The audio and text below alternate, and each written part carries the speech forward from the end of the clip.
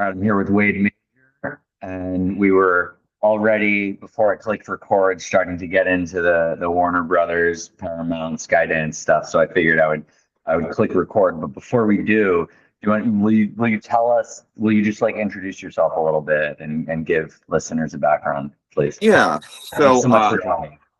not a problem. So the piece that's getting me this attention was one I wrote for my Substack, Hollywood Heretic. I'm a 30, what am I now, 35-year plus veteran of the industry. I'm a writer and a producer, mostly known, though not exclusively, as a film critic for NPR affiliate KPCC LAist in Los Angeles. Previously senior film critic for Box Office Magazine, and member of the Los Angeles Film Critics Association, Critics' Choice Association, and kind of a perpetual gadfly to a lot of people. So, yeah, there it is, Hollywood Heretic. And cinegods.com is a site I have with a few partners, and the digigods.com podcast, longstanding podcast. So I've got my fingers in a lot of things. Also preparing a Busby Berkeley biopic with my wife. We own exclusive rights to his unpublished memoirs. So a lot of fingers in a lot of pots, but the bottom line for me is that the this merger, the Paramount Warner deal, and the Netflix part of the deal originally, it just got so grossly misunderstood and misrepresented, and I think it still is, and that's where we connected. I agree. Yeah, I think it's undeniably misunderstood. There's a lot of leeway on, right, wrong takes, and there's not really a right or wrong take. There's just, I think that there's sort of a threshold to understanding in order to engage with it in a practical, actionable, responsible way. And I think that a lot of people are not there. Not to say that, like, I think we happen to agree on like what the best path forward is, but I'm very open to a lot of other people having alternative Totally. paths to what I say. But the thing that is problematic is when people are entrenched in, active on an opinion that they're completely misunderstanding that what may even represent them. For me, it's like we've all had friends who've gone through a bad breakup or a bad divorce, and the residue of those experiences they carry with them into their future relationships, and it's understandable, right? It's not the right thing to do, but it's totally psychologically understandable. So I get it when a friend who's gone through a miserable divorce will go out on a date and immediately say, yeah, she reminds me of my ex-wife, she this, that, and the other thing. And none of it is fair, none of it is objective, but they're projecting the trauma of what they just went through, and that winds up shadowing them for quite a while to come. It's a PTSD response. And these mergers in the past, especially the last two Warner mergers, the Time Warner AOL and the Warner Discovery merger, and the AT&T, all three of those, they all were so disastrous, and they all added so much debt and caused so many layoffs. And then 20th being acquired by Disney and everything that came with that. And there is a PTSD response. Everyone feels like, yeah, we've seen this story before. But the problem is, this one is not like those. And you have to let go of those experiences and let go of that trauma and ask yourself, is it possible that this one is different? Because when you look at the contours of the deal, it's very different. And you throw in, of course, the politics of Hollywood and Larry Ellison and those circumstantial things that happen with Colbert and 60 Minutes, and just suddenly irrationality blows up, and people still aren't paying attention to the deal. Well, in defense of that, and the thing I was going to ask you is when you brought up the divorce idea, the parallel, the intersectionality of these opinions, where it's sort of like you're in one pool or you're in the other pool, and all the opinions are sorted here, are aligned over here, or you're on this side. And it's almost like if you're a Democrat or Republican, you have to have a position. If you're, you can take it to a Yeah. certain political thing that you have to have an opinion on. But, I guess two things. the intersectionality and then the circumstantial aspect, depending on where you fall on that, is circumstantial and act. I'm saying it to be fair to, an other side of an argument. They wouldn't call it circumstantial. The They wouldn't. Colbert issue, they wouldn't say that. No, and I understand all of those opinions. I mean, I always kind of land, this is going back to my econ classes at UCLA when I was in film school there a million years ago. But I enjoyed econ because it kind of connected. When you're UCLA is an upper and lower campus place, right? Upper campus is with the creatives, lower campus is where all the science, hard sciences are. And it's kind of an ongoing joke there. Are you an upper campus or a lower campus person? I was an upper campus person. But when you take some of those lower campus courses like econ, it's a little chin stroking moment, and you connect the dots and you realize our worlds are not quite so separate. They're sort of interdependent. And the concept that I always go back to the most in with the economics is opportunity cost. And the idea of opportunity cost. So I'm getting some feedback on your end. Getting, is it better? Did it? I just switched the audio because I had my speaker on and I turned it off. Is it echo now? Yeah, I think it's okay. Oh, Is it no, okay? no, it's still there. All right, hold on. I'm going to switch back on the speaker. I was trying to do it without. I thought it would be better. Okay, try now. All right. Yeah, that's better. Okay, fine. That works. Sorry about that. No, I'll let you edit this as you see fit. The economic concept I always come back to, which was very sobering, is opportunity cost, which is that when you choose to do one thing, you are at the same time choosing not to do something else.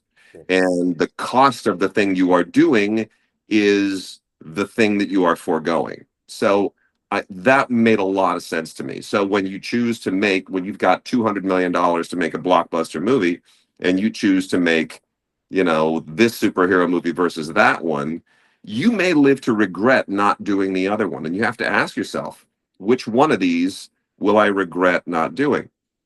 Opportunity cost is a huge, huge thing in Hollywood, especially for executives. A friend of mine once said about Lionsgate, he said, if you want to understand Lionsgate, understand they hate spending money, but they also hate missing an opportunity.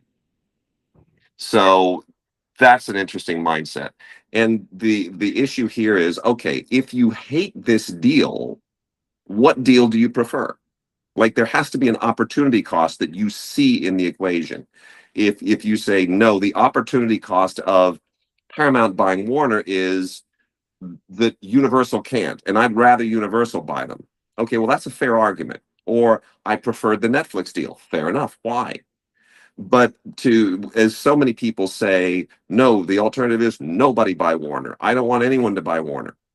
Okay, look, I would prefer Warner stay independent. I would prefer Jack Warner rise from the grave and come back and run his own company again. But none of those things are going to happen. Warner Brothers, since disaster 20 years ago, I would prefer Project Hail Mary had a better third act. Exactly. For lots of things. Warner Brothers has been savaged for 20 years. It's been brutally savaged with these deals, and it has been saddled with an enormous amount of debt. And yeah, notwithstanding the great Oscar year, Mike DeLuca, Pam Abdi, good on you, great. You guys have been killing it. Sinners was a massive success, big risk, one battle after another, big risk, huge success. So, I mean, on that end, they're killing it, but the debt is still there, and the systemic problems and how the company is run is still there. And it's still gone through all these massive rounds of layoffs that were designed to make it appealing for acquisition. The whole point of the last 15 years has been to make Warner an acquisition target. And so it's going to be acquired. There is no alternative future where Warner remains independent. It's just not going to be so. I hate to point a finger, but I think otherwise I would be beating around the bush, but about my own personal opinion that as you're speaking, I'm being reminded of other intersectional critiques that I have where there's a conflict that someone is a certain type of person complains about someone's approach to resolving that conflict, but they do not have another resolution themselves. Yeah. They just want to critique and attack those attempting to resolve the conflict. And they offer, when they write often, like literally, I mean, whatever, like, you know, I talked to him the other day. It's fine. Like I love him, but like Ted wrote again 2 days ago that he prefers Warner not be sold. He wrote it again, and Yeah. that's all. I don't disagree ideologically. I don't disagree. Same with geopolitical stuff. There's a lot of geopolitical stuff. I don't ideologically disagree, but just given the situation, the reality, you know, whether we agree or disagree that Warner should, holistically remain, whatever we call independent, that would be cool, if we lived in a Yeah. different reality, but it's not the reality. The tech companies, we have also the way that people, they say we're down to, 3 studios or something like that. We're not. We're up to 9. That's Depending, it's right. just you have to change the way that the studio, what a studio is changed. We're Yes. not in 1939, Yeah. anymore, and they don't all look the way that they looked then. They look different. That doesn't mean that we have 3 options to sell a movie. We have more than we did before. We We have we have a lot more, and say they're good, but they exist. that was made enormously evident recently at CinemaCon, where is the annual convention, where the all everyone who's a distributor goes and they make a big presentation to excite all the theater owners, and to show them what's coming down the pipeline and what they're promoting and how they're going to promote it. And it makes the theaters excited because the theaters can't control how a movie is promoted. They can't make people come into their theater and sit down in the seats. They depend on the studios to do that with their marketing campaigns. So this gives them, a shot in the arm.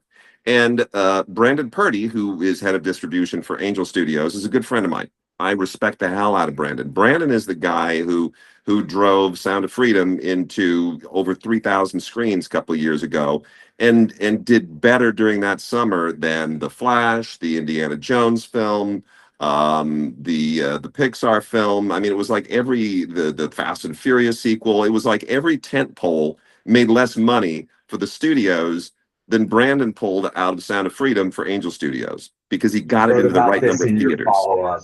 You wrote a part 2 to your Yeah. 17,000 word one, and you talked about this in that. For anyone listening wants to read Yeah. it. And what that says is there is no barrier to entry for a good distributor as long as you have the product and you're willing to put the money behind it. Now, yeah, that's a tall hill to climb, but it's not a barrier to entry. It's not like there are gatekeepers there. Everyone seems to think like, well, if the There's no studios don't, choice. yeah, if the studios don't pick you up, you're locked out. No, you're not locked out. Taylor Swift, admittedly, Taylor Swift is her own brand, but Universal wanted to tell her, yeah, we'll release your concert film next year. And she said, no, I want it released now, right on the heels of the concert. And they said, well, good luck with that. And she says, all right. And she went and made her own deal with the theaters. That's not even through a distributor. That's just making your own deal, and got into something like 2,300 screens. If and there are a lot of people out there, we're going to be doing that with the Busby Berkeley thing. We're not going to go through the studios, because there are a lot of people out there who know how to pick up the phone, call AMC, call Regal, call all the different chains, and cut a deal for a certain number of screens. Maybe you have a $20 million movie and you really only need to get into 500 screens. You can do that. Maybe you've got a 60, $70 million movie and you need to get into 2,500, 3,000 screens. You can do that too. There is a path. Easy path? Probably not, but there's a path. And I've said for a long time, we need new companies. We need more new companies. Do I think the Paramount Warner deal is a good thing? I do, guardedly, right? Ellison is saying all the right things. He's got to deliver, but he's certainly saying the right things, which nobody has said in years. But at the same time, I want more companies. This is one of those rare businesses where competition does not cannibalize, where movie going begets movie going, as my friends Jackie Brenneman and John Corcoran and John Fithian are fond of saying. Yes, movie going begets movie going, and we have a lot of examples of that. My favorite one is the opening weekend of the original Batman, the original Tim Burton Batman. That thing blew the doors off, set box office records galore. But you know what else? Honey, I Shrunk the Kids came in second with an unbelievable amount of money. Honey, I Shrunk the Kids is a huge success because as long as everybody was out going to see Batman, hey, I'm in a movie going mood. Let's go see another movie. Honey, I Shrunk the Kids. People forget how many great movies opened on the same weekends as other great movies. Titanic was I number I was two. about to say it. Oh man, Yeah, perfect. go for It it. was the No, best. yeah, I was James Titanic was Bond. number two. It was number two the week it opened. It was number two to a James Bond film, Pierce Brosnan James Bond film. The whole class. I was 1997. I was like 13. It was 97, right? I think Yeah, 97. 97. We all went, and they were playing in adjacent screens, and Right. like we were. It was a party. It was amazing, and I went to both. I remember the summer that Superman 2 was the most anticipated movie. And there was another movie, well, kind of we're interested in. It was like a thing called Raiders of the Lost Ark. Weren't quite sure what to make of it. Lucas and Spielberg, together, like, Damn near. Harrison Ford not doing Han Solo. Yeah, I'll take a look at it. Well, now we remember that summer for Raiders, not for Superman 2. So these are not predictable dynamics. They're not as easy as spreadsheets might suggest.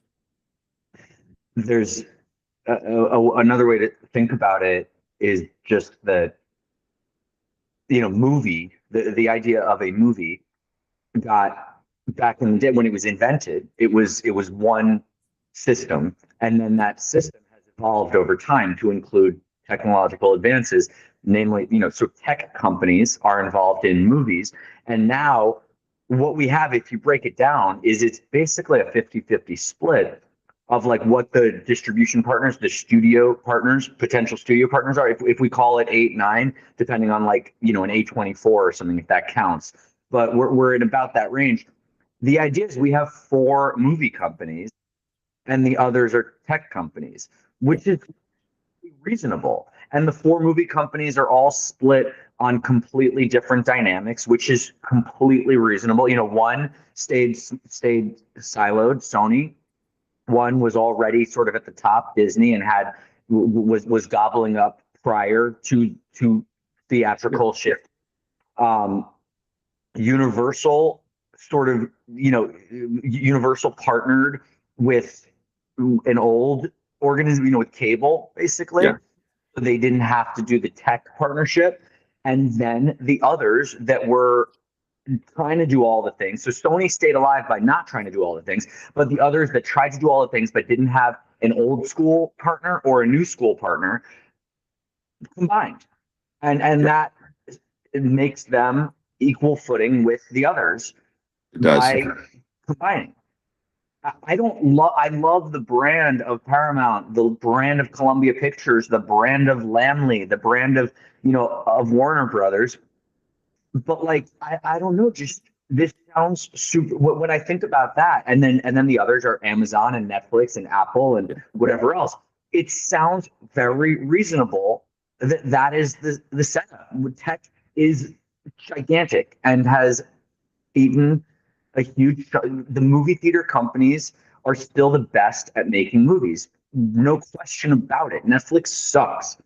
Like, but Universal is not the same scale as Netflix, and there should be an adjustment in that way. We can't say we're going to ignore the tech side. And tech needed to eat a chunk of the movie industry. It had to happen. And what are you going to do then? This sounds just so reasonable from a broad point You of view. you raise a really really interesting topic, which has really not been explored a lot. I certainly haven't talked about it enough. My big grievance has always been the the corporatization of Hollywood is sort of when we began this drift, and that starts in, most of the major original moguls are out of the business by the late 50s. Right, that's when, once the widescreen era pops in, once everything starts going to road shows and big bloated widescreens, CinemaScope, this and that and the other thing. The most of the moguls are gone. Jack Warner sticks around for about another 10 years, just long enough to win an Academy Award for My Fair Lady. But the others are gone, and corporations are starting to swallow. Transamerica comes in, swallows up UA, and eventually Gulf and Western eats Paramount, and we all know that story from with The Godfather. And that process goes on for about 30 years until Sony takes over Columbia, which had already gone through Coca-Cola and all that. But and then 20th stays independent, until the Murdochs come in.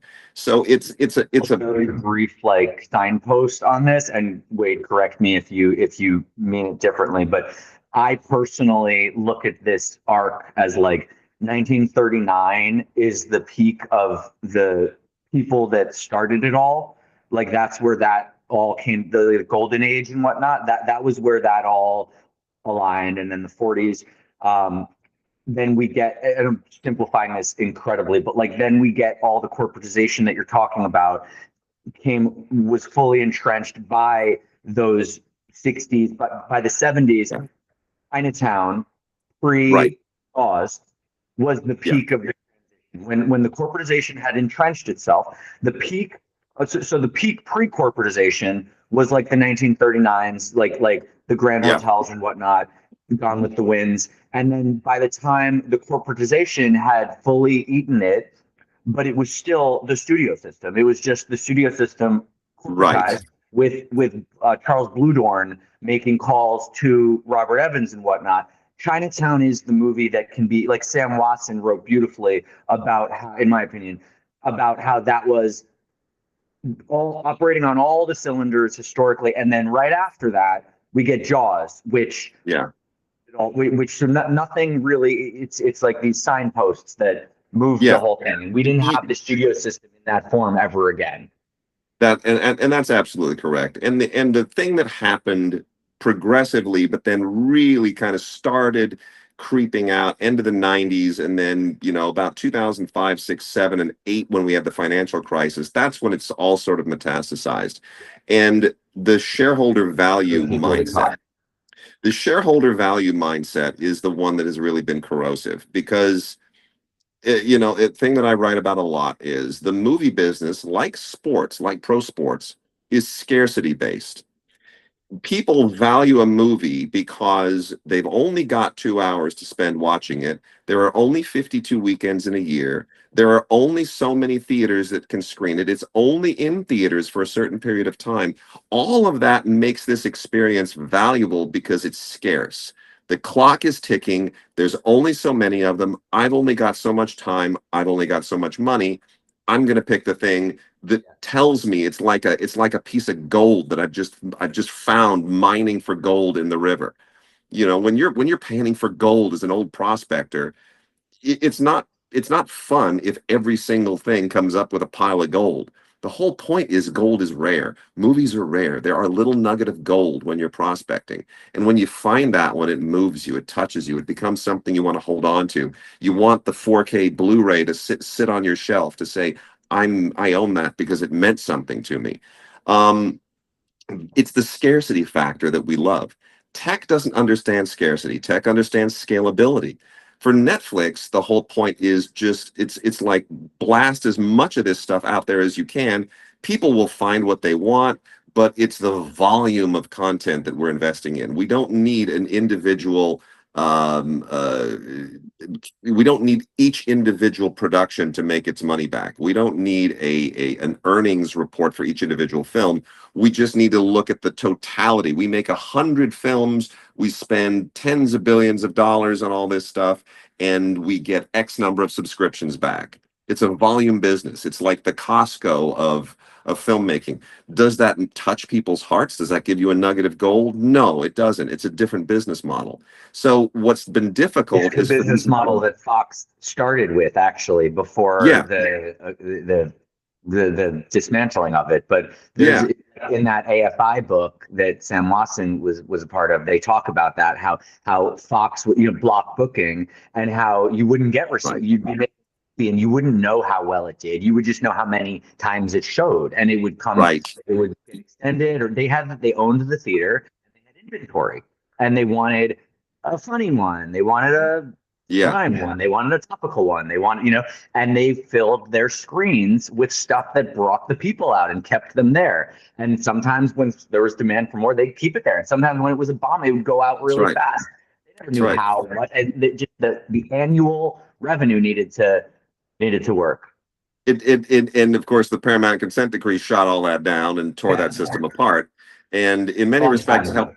it helped create both the good and the bad aspects that we're wrestling with right now. So we're in a transitional phase, and these companies have to figure out, how do we preserve the value of the experience, which is scarcity based, while at the same time applying scalability to the tech side of the business. Because what they figured out with sports. Sports is an interesting analogy here. And I don't particularly like, look, there are a lot of sports I love. I'm a big NBA fan. I'm a big soccer fan. Looking forward to the World Cup coming up.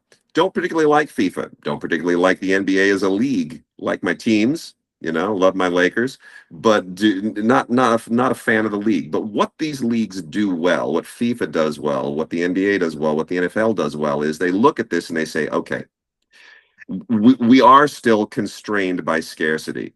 You can't have 20 NBAs. You can't have 150 teams in a league. You can't have 50 players on a roster. None of that will work. All of these things have to be constrained. But where, your favorite player is going to be one, two, maybe three people. People aren't going to have 120 jerseys hanging in their closet. They're going to pick a handful. That's scarcity. But what you can do is you can scale those things. You can have a LeBron James jersey that sells 1 billion times. That's where you scale it. So your merchandising can be scalable. You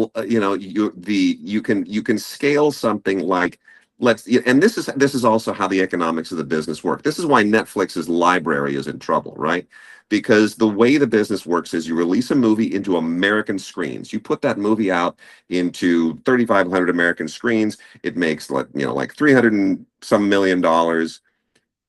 Now you have a value to index to. They take that film and they go overseas. They go to foreign buyers. They go to foreign VOD or foreign DVD sales. They go to the Philippines, and they're going to cut a deal for DVDs or for video on demand. And they say, look, this movie made $300 million in the United States. And those people say, okay, so we'll index the value of that, given, we know how that compares to our market. So that now is worth this much. The amount of money you get in all those other markets and all those other ancillaries and for merchandising is indexed to its box office performance in the United States. If you have a movie like Netflix does that has no box office performance in the United States, it has no index. No one knows how much it's worth.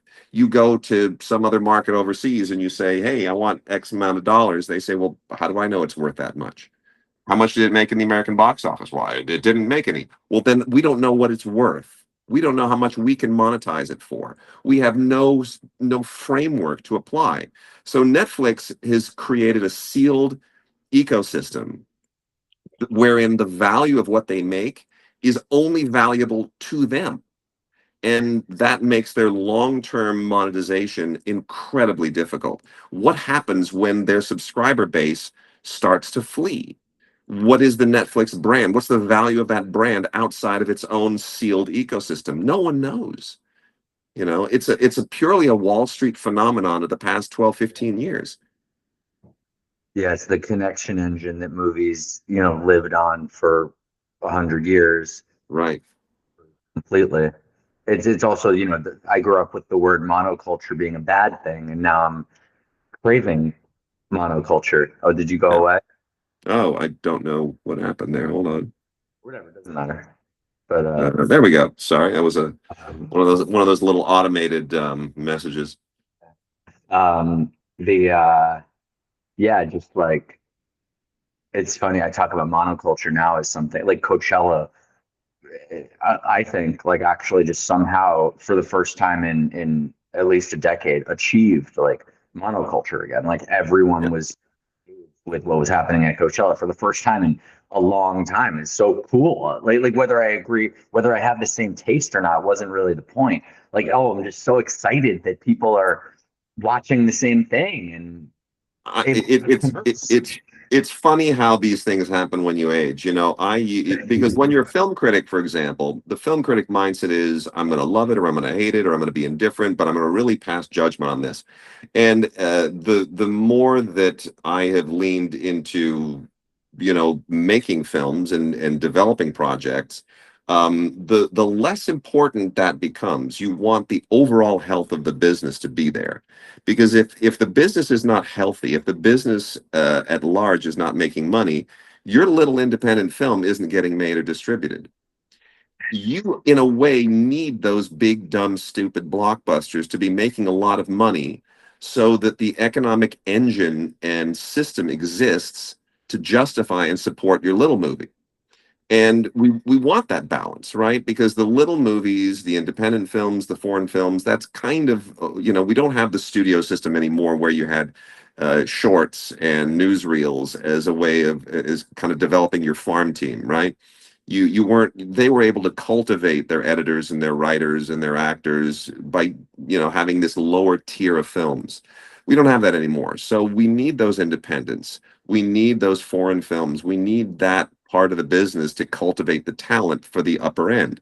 But the upper end has to make a lot of money to support the lower end. So this has to be an overall industrial economy that everyone supports at every level. So we need to root for those big dumb movies. We need to root for Coachella, right? Monoculture is important. Netflix was built on the idea that you could conceivably, theoretically, succeed financially by making a lot of product that didn't appeal to a large group of people. You could make a little movie that appealed to someone somewhere. And if you have 5 billion people, each of them happily watching their own movie, and none of them coalescing with others for a communal experience, well, you can still make that profitable. I think that's crazy. I think that's crazy. The atomization of the audience, the atomization of humanity is the death of art. The whole point is that when, as we just did, we were for my daughter's spring break, my wife and my daughter and I, we'd never been to Florence. That's a bucket list thing, right? You want to see Michelangelo's David. It brings you to tears when you walk into that long hallway and you see, I mean, it's all about the presentation, right? And you see lit at the end of that long hallway this greatest sculpture of all time that is 500 and some years old, and it's there pristine, and there are hundreds of people circling it, taking their pictures with it. You feel communal with these people. You hear people speaking Japanese and Mandarin and German and Spanish and all, you're there with the world, sharing a single experience, a single appreciation for something that is 500 years old. There's no rational way to explain that or to justify it. Movies enable us to do that in a way that people don't have to buy a plane ticket and travel all around the world. We can all go to a movie theater in our community and have that monoculture shared experience globally at the same time. Nothing other than movies can do that. Yeah, music, concerts sometimes maybe, but if it's a televised concert or whatnot, but a film is the pinnacle of bringing that monoculture to the world. So if your goal is to atomize the audience, you're working counter to the art form. The art form begs for us to make things that create a monocultural experience the whole world over, like Titanic did. I wasn't a fan of Titanic. That was it was extremely weird to me at the press screening of Titanic. I was sitting there with my wife. We weren't married yet, but we were sitting there, and at the end of the movie, we thought, "Oh, that was kind of mediocre." And then I looked over to me, and this Titanic is an old-fashioned romance. a gay couple next to me were sobbing and holding each other. And I thought, in that moment, I thought, okay, I am totally missing the boat on this movie. This is crossing over so many boundaries. It's doing something I'm clearly not understanding, but I'm going to go ahead and I'm going to support whatever it's doing because it's going to bolster this business in a way that we haven't seen it done for years. Yeah, I think of like the chicken jockey thing with Minecraft, and I didn't know what Minecraft really was, or certainly not what chicken jockey is. I still don't really know what chicken jockey is, but I know that it's a thing. It was a phenomenon in movie theaters that Yeah. kids popcorn went crazy and came out and got excited and had an incredible experience through a party in a movie theater. And those kids are, habit formed, at least in some respects, to having a blast in a movie theater, Yeah. not to, watching quietly and having, transcendent thought processes occur. But, maybe we get there. Yeah. We're likelihood with chicken jockey than without. I don't think chicken jockey is diminishing that transcendent theatrical, character arc experience. I think it only opens a few people up to it. I don't think anyone is like who was on their way to that is getting sidetracked because now they think that you can use your phone in a movie theater. I don't think that's, the thing. I think that certain people are just not getting there, period. I agree. And if we bring people wonderful experiences in the theater that are not the like we have our platonic ideal of exactly how to watch a movie, maybe whether we get that like that's there and we're having the same amount of people possibly exposed to it or not. But I don't think us allowing for the next showing to be a chicken jockey party screening diminishes that. I think it only enhances it. I agree. I'm thrilled for people to do whatever they want to do communally. The stuff that I think is damaging is like the Alamo Draft House nonsense. But that's just missing. That's just like not getting the point. But people having a blast in a movie theater in their Yeah. way is Yeah. great. It doesn't have to be in my way. No. No, it's and there are this goes all the way back. This is why all the original studios had brands back in the day, right? You wanted to see a crime film, that was Warner Brothers. You wanted to see a musical, that was MGM. You wanted to see a monster movie, that was Universal. And they all sort of had their brands. And sometimes those brands expanded into, stars. If you wanted to see Betty Davis, that was Warner Brothers. You wanted to see Alan Ladd, that was 20th Century Fox. Right. So, a star was part of that brand too, and they could all coexist and they could all satisfy different audiences. Where I'm heartened now is that even though those brands have largely disintegrated, like what's Universal's brand today? Well, I mean, it's kind of Jurassic Park and that's it, right? What is Warner Brothers brand today? Well, it's become DC.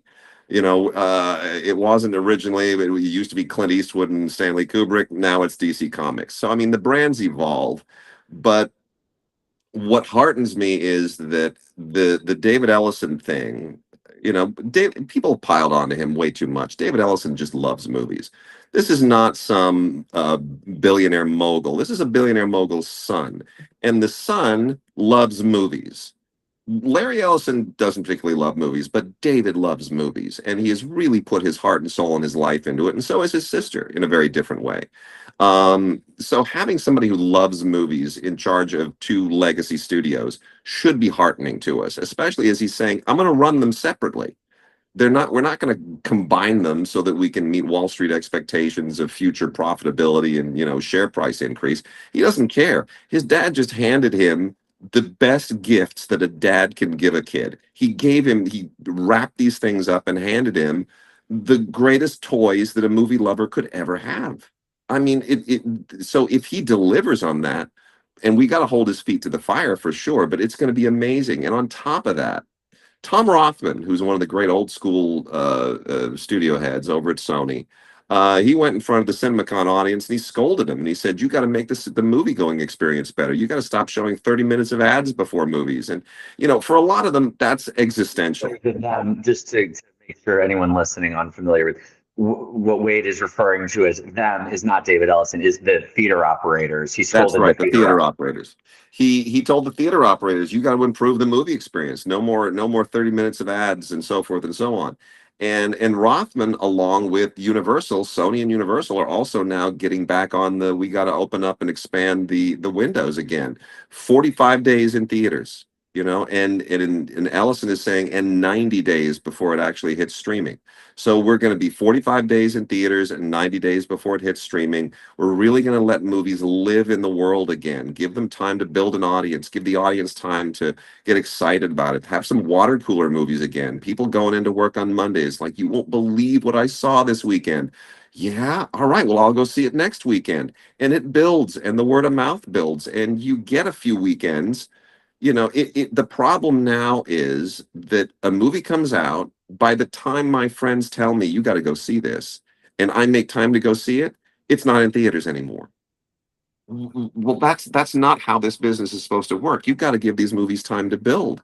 And it wasn't so long ago, in the 90s, that we had that. Howard's End is a great example. Howard's End, released in 92, not 92. Howard's End was, hold on, 91, is it 91? Whenever it was, Howard's End released earlier in the year, makes a little bit of money, goes down, but it sticks around all the way. It sticks around for 12 months until Academy Awards come out. And the nominations come out. Howard's End lands a ton of them. Emma Thompson, of course, goes on to win Best Actress for it. I think it wins Best Screenplay as well for Ruth Pryor Jabvala. And it makes like $20 million at the box office with a whole new run in hundreds of theaters based on its Academy Award nominations a year after it was originally released. There's a life cycle to movies. It doesn't have to be a year, but there's a life cycle that depends on word of mouth and awards and festivals and all of these things where it gets into the bloodstream of the monoculture. And you cannot do as we've done since the DVD and the VHS era, which is bake in that timetable. You can't say, okay, this movie's got to make its money in, 30 days because I've already scheduled the DVD release and we've already scheduled the streaming release and we have another movie lined up behind it. And you get so caught up in your pipeline that you forget that every movie is different. They all live and breathe on a different timetable. And we need to get back to that kind of agility where these distributors say, I'm not going to lock in these dates. We're going to lock certain tent poles into certain release dates during the year. But some of these other movies, let's say, a kind of a mid-budget horror movie, well, let's see how that does. And let's not commit ourselves to a DVD release just yet. Let's let it live a little bit. You know, this is the model we need to get back to. It's a model that I think Amazon is figuring out now, right? With Project Hail Mary. They're leaving Project Hail Mary in theaters a pretty long time. Yeah. They could put it right onto Amazon Prime tomorrow and probably get a good number of subscriptions out of it. But I think the new mindset over there, especially now that they have the MGM studio lot, they built out that lot in Culver City over here. They're invested in the old culture of movie making again, and they realize we're delivering more value. It's what I said earlier.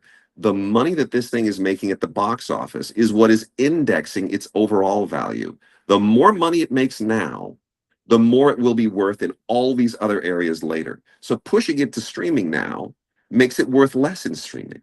Let it make its money theatrically, hit that benchmark, and then tomorrow, when it's hit that benchmark, now you can take it out to all these other areas and you can charge a premium for it.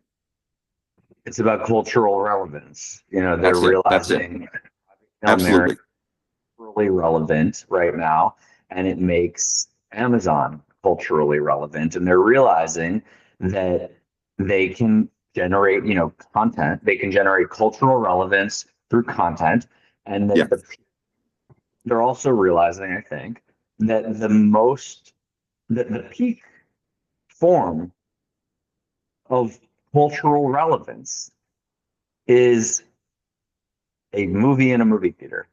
Yeah. There's nothing in American culture, at least, that gets more that drives more cultural relevance than movies in movie theaters, Barbie, Yeah. and whatnot. They are more culturally relevant than really anything comparably of their time. And we've, I think, said, like on both sides of the conversation, we talk about like movies are not losing to other movies and they're losing to like TikTok or they're losing to, just people not going to the movies. The answer and the question, they're all just make more better movies. And It, nothing has replaced movies. We have just diminished our own capacities and our own sort of the expectations of connectivity. But so we're mad that we're not connected anymore. We're mad that we can't grow and develop ideas with infrastructure. The answer's right there. yes. Movies are still the best. If you want to put infrastructure around an idea and you want to return cultural relevance with it and make money on it, it's still go make a movie.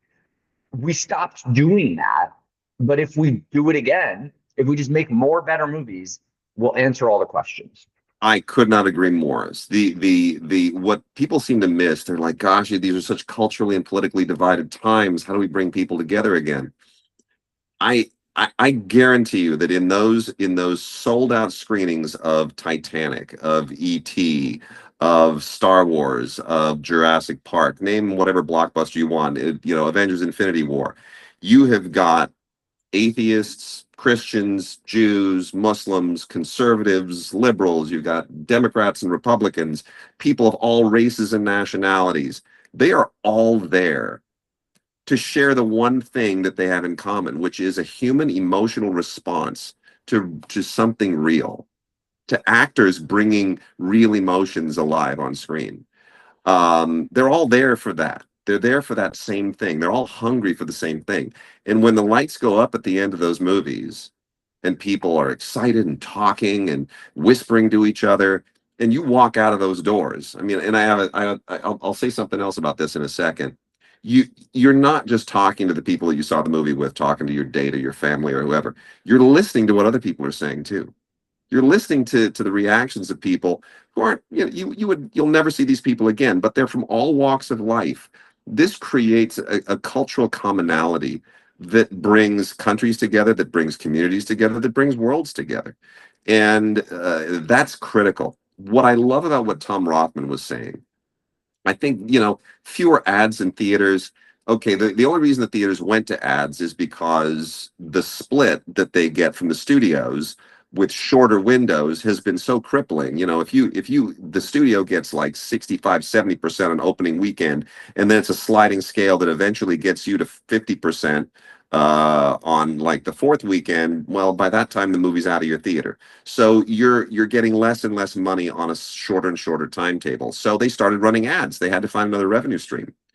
But if the studios start being more prudent about their budgets, leaving movies in theaters longer, maybe adjust your ticket pricing.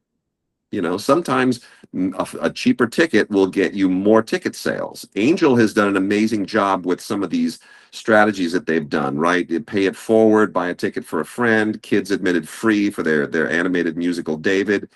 Finding a way to make the experience more affordable for families, more affordable for kids on dates. If you maybe lowering the ticket price and giving theaters a better split returns more money to you. They have to start playing with those numbers.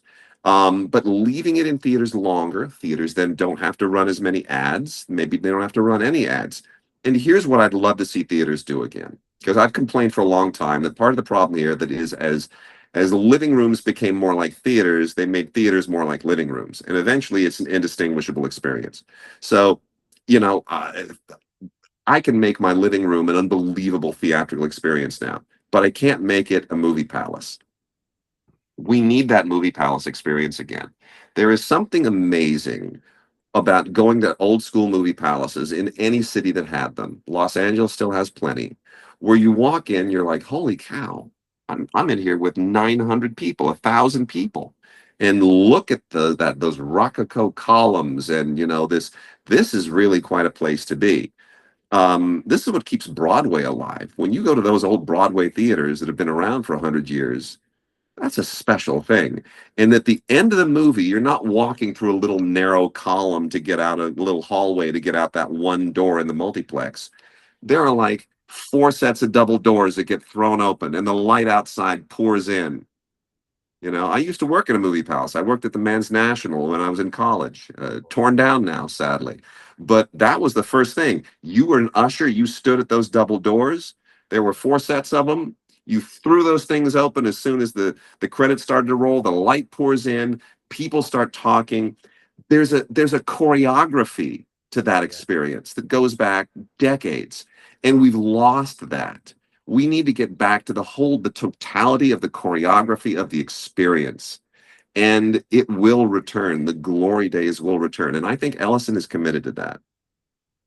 So tell the person, tell John why Ellison is going to bring that back more than any other Okay. pathway. People, the knee-jerk reaction to this is it's consolidation. Okay, there's consolidation and there's consolidation.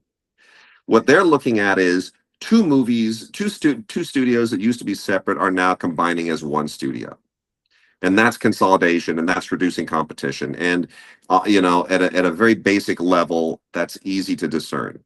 But that's not really what's happening here. We've had a backdoor consolidation going on now for about 20 years. The index funds, BlackRock, State Street, and Vanguard, the big three index funds. BlackRock manages something like 13-14 trillion dollars in assets. Vanguard is like 11 trillion. State Street somewhere around 4 or 5 trillion. It fluctuates every day, but that is a gigantic piece of the world economy in the hands of three funds, who, as it happens, also own gigantic portions of each other. So it's effectively a cartel. They can't operate separately because they are so invested in each other. They're invested in all the same businesses. Because they're an index fund, they're tied to the Nasdaq, they're tied to the S&P 500. So they really have to operate in concert. It's basically a cartel.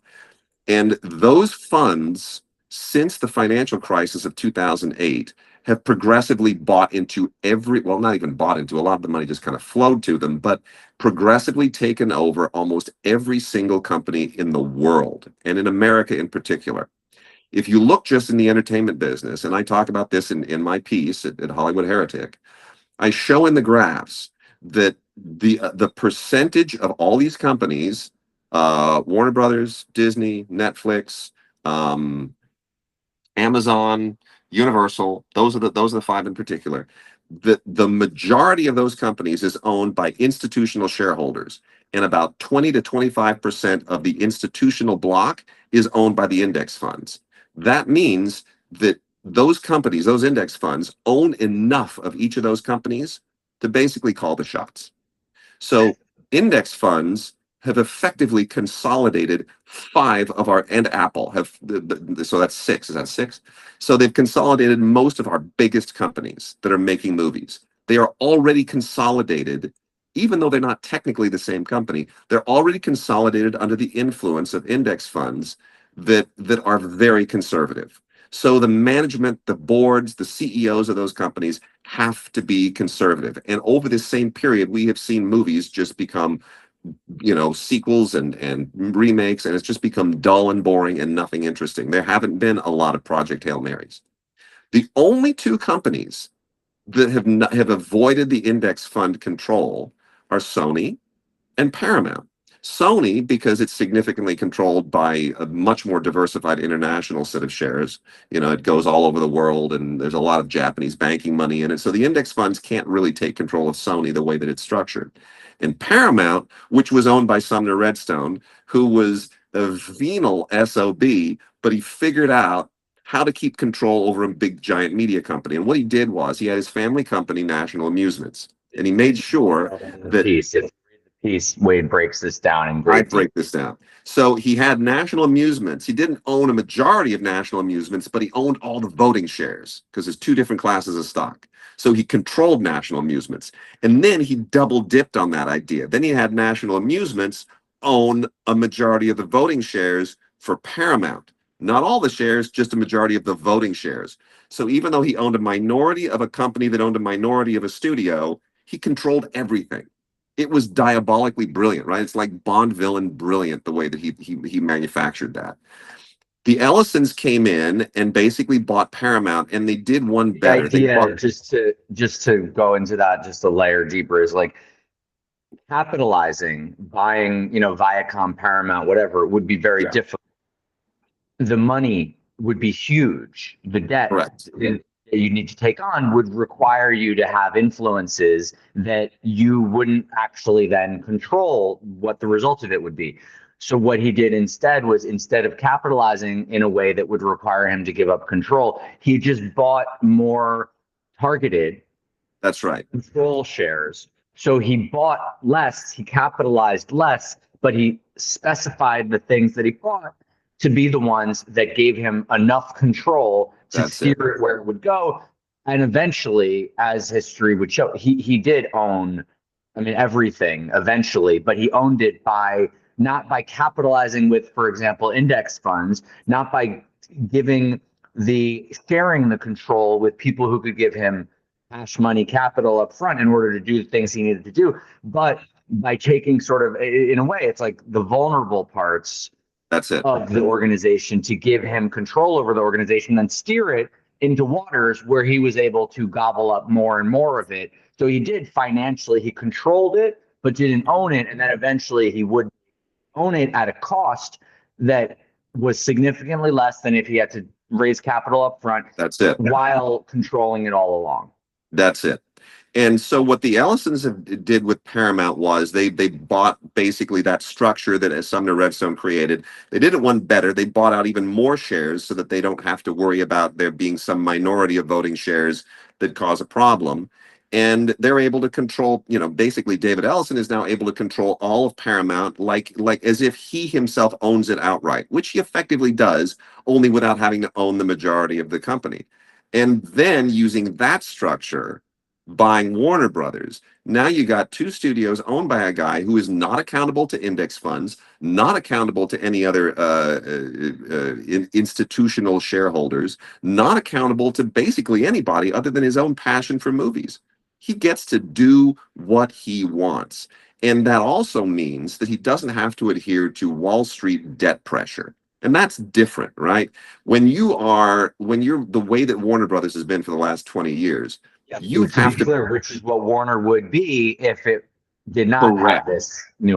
You can't make the creative decisions you really want to make because Wall Street is saying your debt needs to be paid off and you need to increase shareholder value. The index funds want to see their investment go up a certain percentage every quarter because that's their whole job. That's their purpose for existing. So you have to make conservative calls that pay off debt and that also somehow increase the value of the share price. David Ellison doesn't care about the share price anymore. He just wants to make movies. If he makes one penny more than he's spent, he's happy.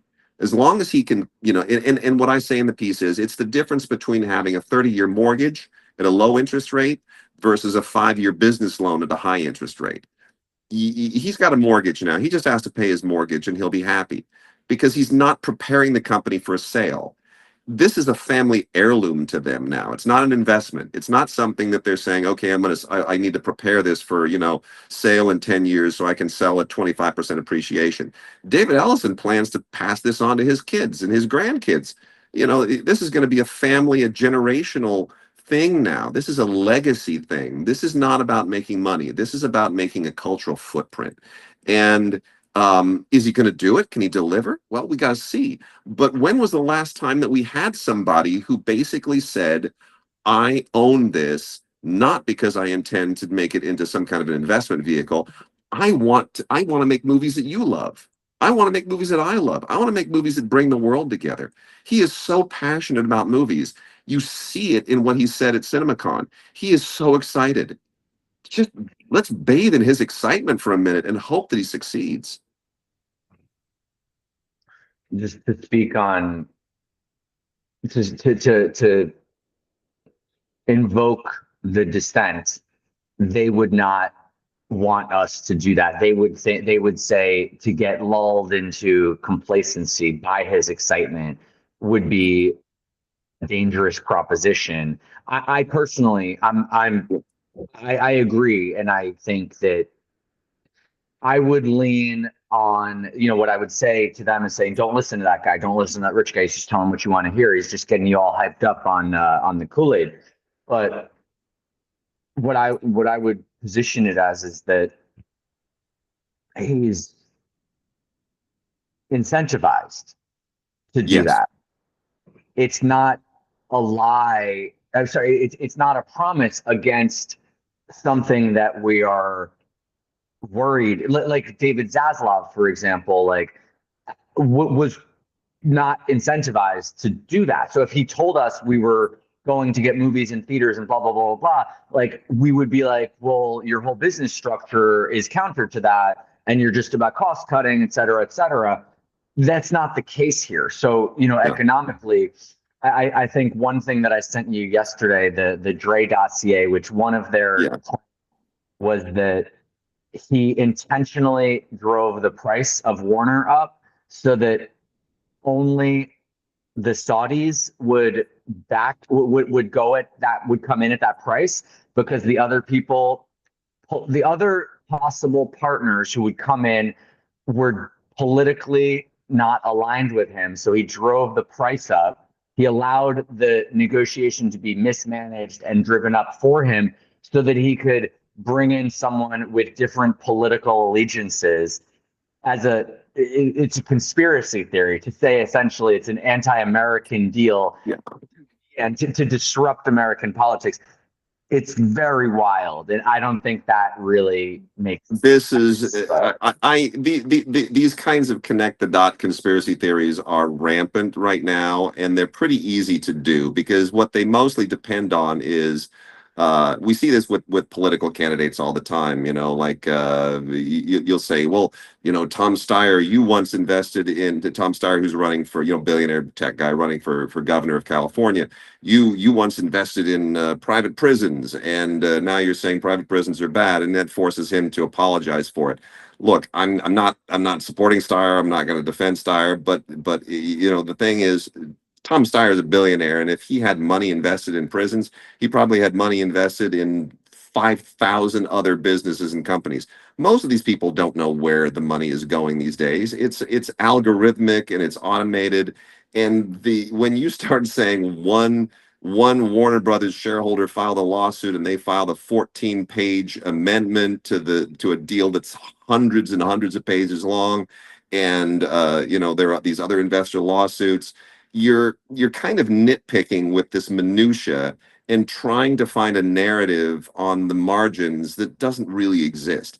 But if you can connect those dots, you can invent a narrative and you can sell it. You can really, really gussy it up and make it sound conspiratorial. But these people have very busy days.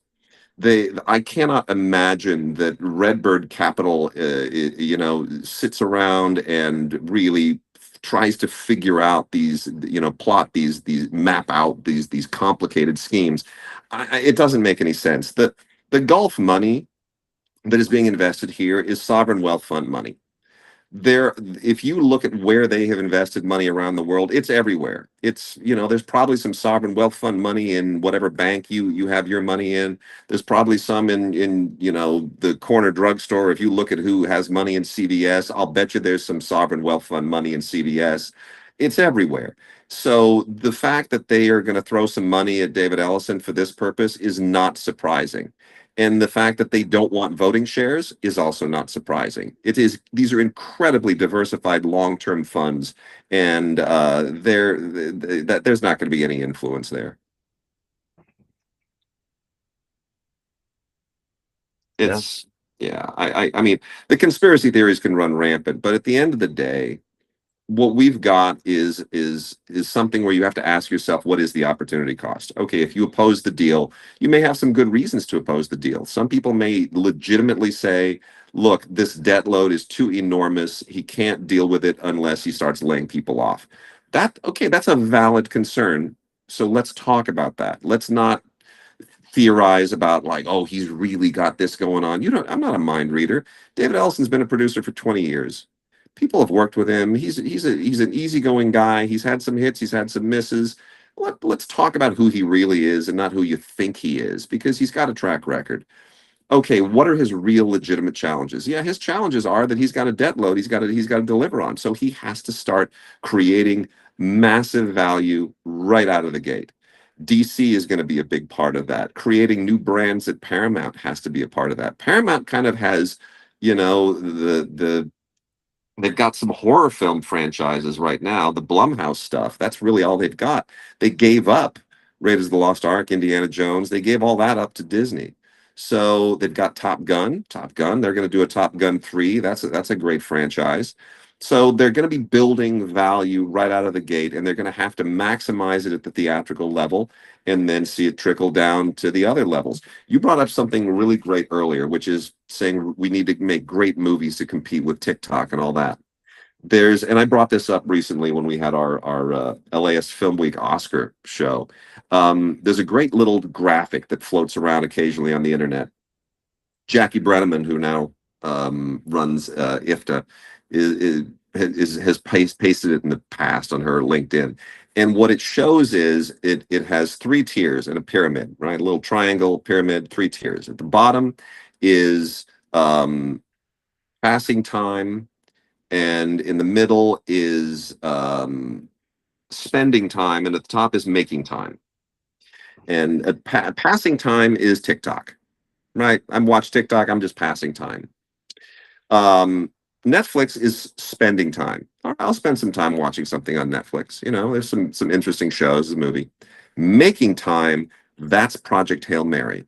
I'm going to make the time to get in my car, to drive to the movie theater, buy a ticket, buy some popcorn, maybe drag a friend with me, force them to make time. We're going to sit down and we're going to watch this thing.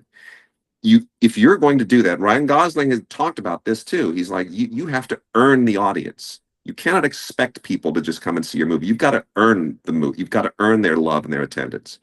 If you start investing again in making great movies, like we did just not too long ago, right? I mean, the 1990s were great at this. The 80s were great at this. Making great tentpole movies that people want to see. Put some marketing muscle behind them. Spend a few tens of millions of dollars on TV ads and bus benches and airports and wherever else you're going to advertise. Be inventive in your marketing. Find creative ways to. They're doing a great job of this with Michael right now, Lionsgate. They've had some flash mobs doing dances from Michael Jackson videos just spontaneously on the sidewalk in major cities. Great. People stop, they take the video, they put it on their Instagram. Suddenly that's free advertising for your movie. Do stuff like that. Get some free advertising. Get better talk shows again at night. The evening talk shows kind of died during COVID because the movies stopped being made. So they didn't have talent from movies to go on these talk shows to plug their movies. And we've gotten away from that, and people kind of got out of the late night talk show habit.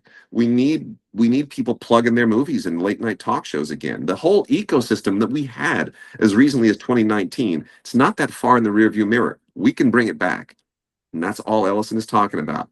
Getting back to 15 movies a year from each of two studios. We were doing that just about 7 or 8 years ago. It's not a hard thing to do. The sense memory is there. Just get it done.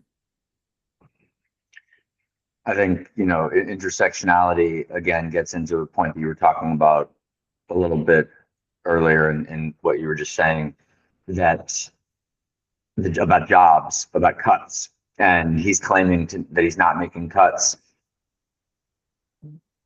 I challenge, and I wrote about this in like, I don't give a shit. It's not, we don't work for the workers in the LA office on those lots. It's movies.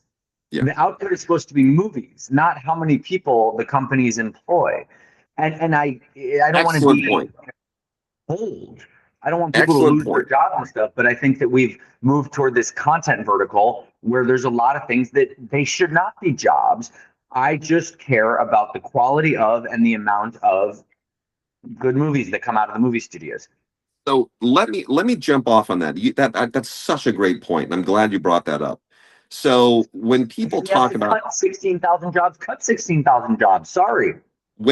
so Disney just laid off 1,000 people, and a lot of people are like, "Oh, see, this is what happens." Josh D'Amaro, new CEO of Disney, laid off 1,000 people. Okay, in the overall scheme of things at Disney, that's not a big deal. But here's the other thing. I've got friends who haven't worked in 3 years, 4 years, 5 years. Okay. They're struggling. They're doing, two jobs. They're doing odd jobs. They're trying to keep up their mortgages. These are people who are grips. They're editors. They're hairdressers. They're makeup artists. They don't have a salaried job for a studio. They work for individual productions. They're gig workers. They're 1099 workers. They're the heart and soul of this business. Those are the jobs that we should be talking about. I have friends who work at Warner Brothers who have survived the layoffs, right? They are staffers. Got a friend who was laid off from Warner Brothers, and then they realized that, wow, we need this guy. Let's hire him back, and he got his job back. So there are people that work for these companies full time who are salaried employees, but those are not the core jobs that we have to be concerned with. We need to be concerned with the tens of thousands of jobs that we've lost in the LA area, 42,000 jobs in 2 years. We're not talking about those jobs are not people Those who people who were make working. art. They make the art. They work on individual I really productions. give a shit if the development exec is not there anymore. That's it. These are people who work on the individual productions. They are employed by the production, not the studio, not the corporation. They're employed by the production, the film, the TV series. That's it.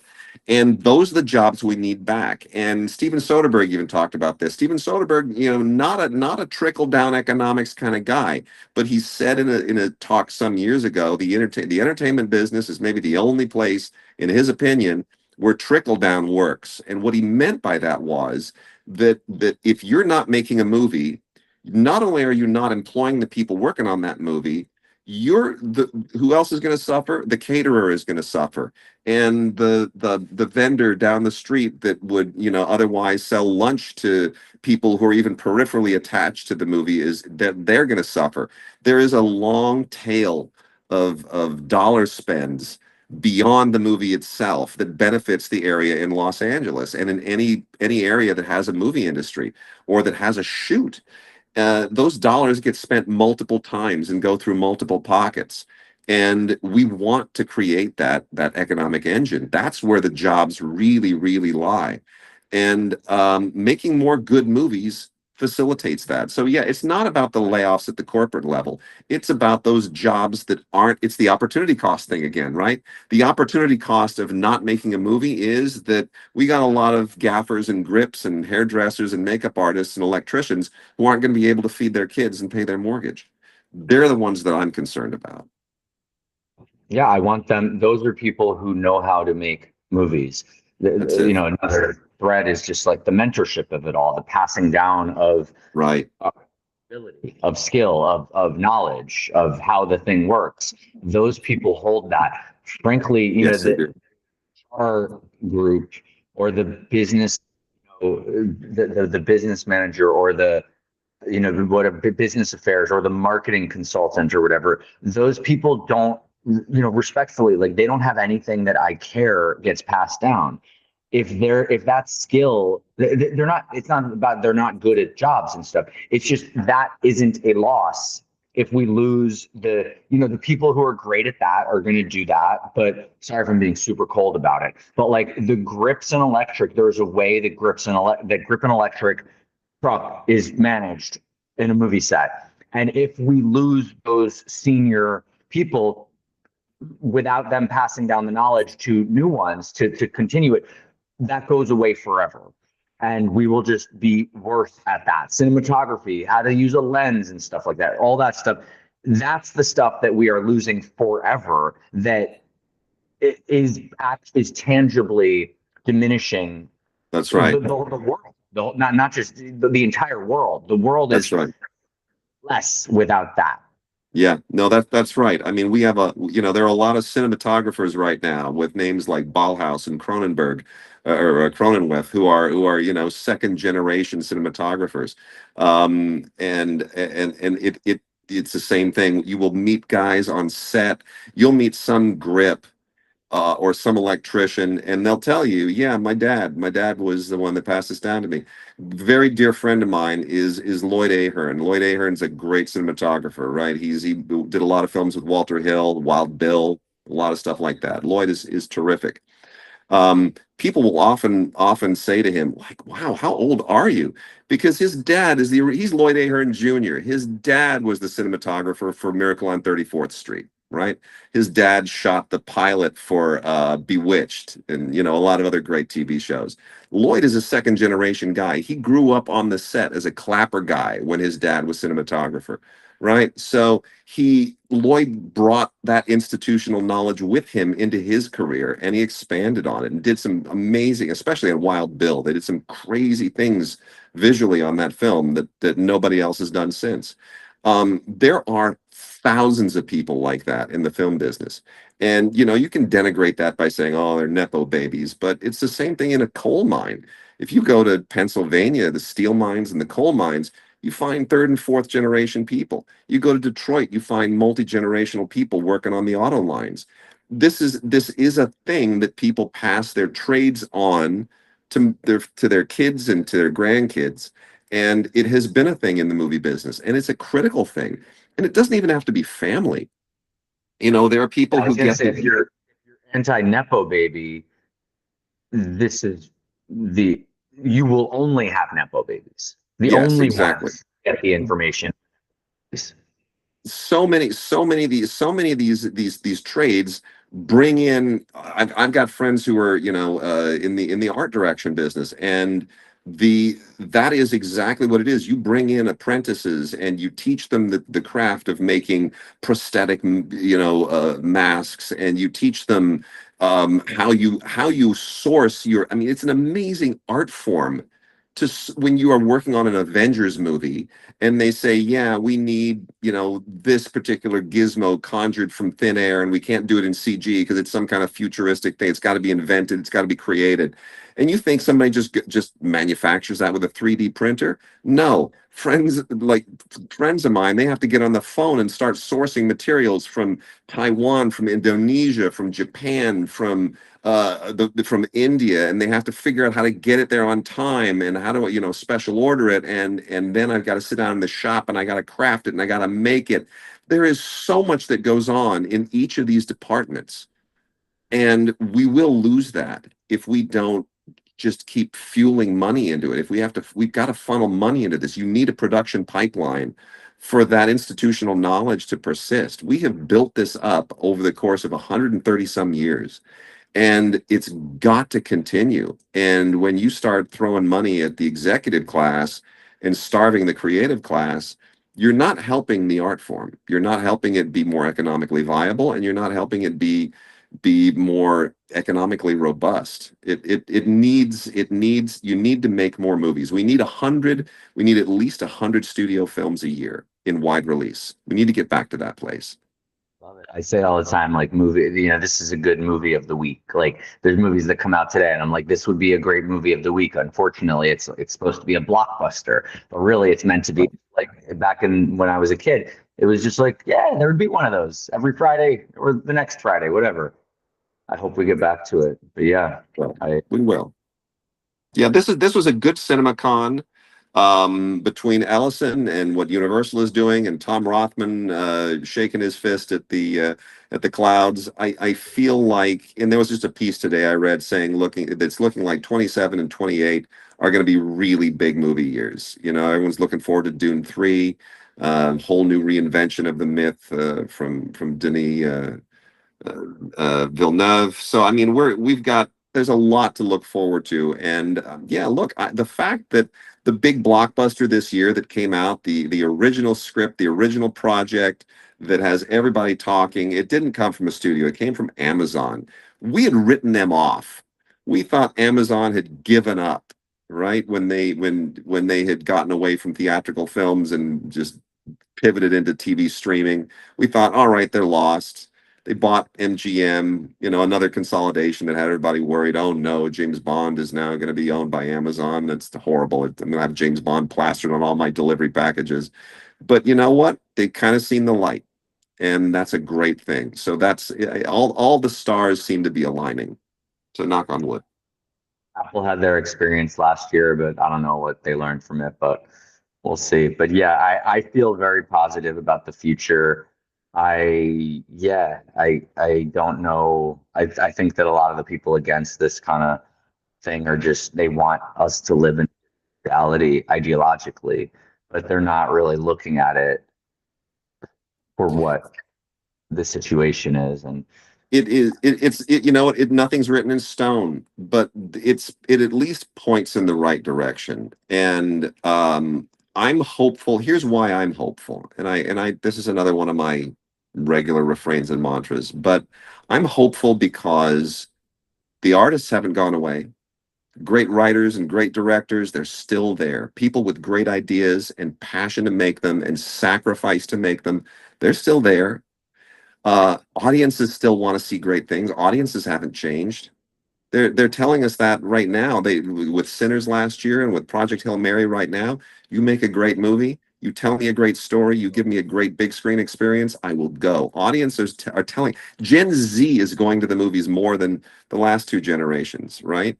And so if the audiences are there and the artists are there, all we need is for the people who run the companies and who hold the purse strings to get in line and facilitate those contacts. Help us make the great movies that artists want to make and audiences want to see. Help us get them into the theaters that want to show them. Everyone's just waiting for this. So that, as long as the companies are willing to play ball, as long as the money people are willing to get in the game, sky's the limit. well, thank you for breaking it down. Thank you for, I recommend anyone listening to this should go and read, if you didn't already, read. It's a deep dive. It's a Thanks. own project. Deep dive into the deal on Hollywood Heretic, Wade's Substack. There's a lot of information there. And yeah, I'm interested in what people think in case anyone wants to reply to this. But And wait, thanks, John, for this conversation. It's been really good. You've given me a lot of food for thought too. You raised a lot of points that had not even occurred to me previously. So I think you've all fueled right. a few future Substacks just with this conversation. Love that. Love it. Cool. All right. Well, it's a Awesome. pleasure to connect here. I'll turn off the recording now and everyone subscribe to Wade's as well.